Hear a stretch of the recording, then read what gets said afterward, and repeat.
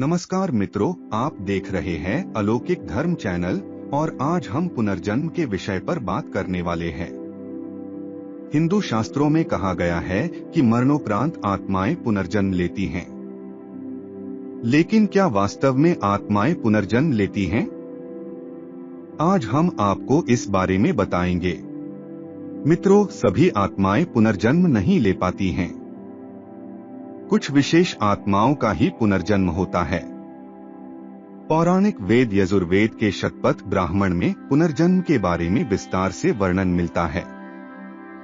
मनुष्य के कर्म और पुनर्जन्म परस्पर एक दूसरे के साथ निरंतर चलते रहते हैं।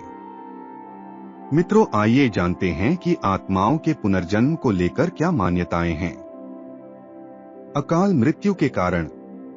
मित्रों, जब किसी मनुष्य की मृत्यु किसी दुर्घटना या हादसे के दौरान होती है और उसकी कुछ इच्छाएं अधूरी रह जाती हैं, तो ऐसी आत्मा को अपनी इच्छाओं की पूर्ति करने के लिए पुनर्जन्म मिलता है। अधिक पाप करने के कारण। कभी कभी कोई मनुष्य अपने जीवन में बहुत पाप करता है, इसलिए मरने के बाद भगवान उसे वापस लोक में भेज देते हैं, जिससे उसे धरती पर बहुत सारे कष्टों का सामना करना पड़ता है।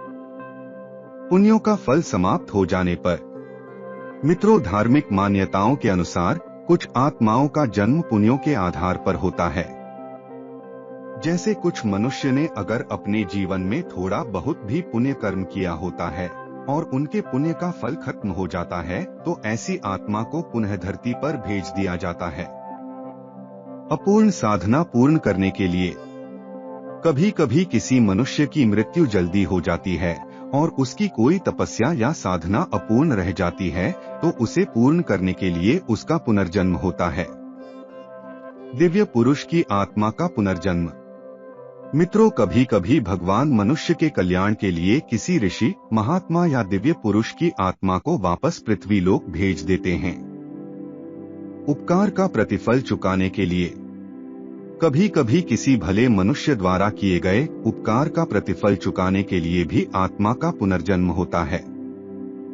प्रतिकार लेने के लिए।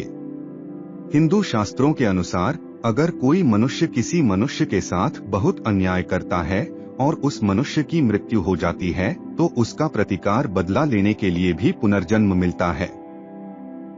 मित्रों, इसी प्रकार के अलौकिक ज्ञान को सुनने के लिए अलौकिक धर्म चैनल को सब्सक्राइब करें।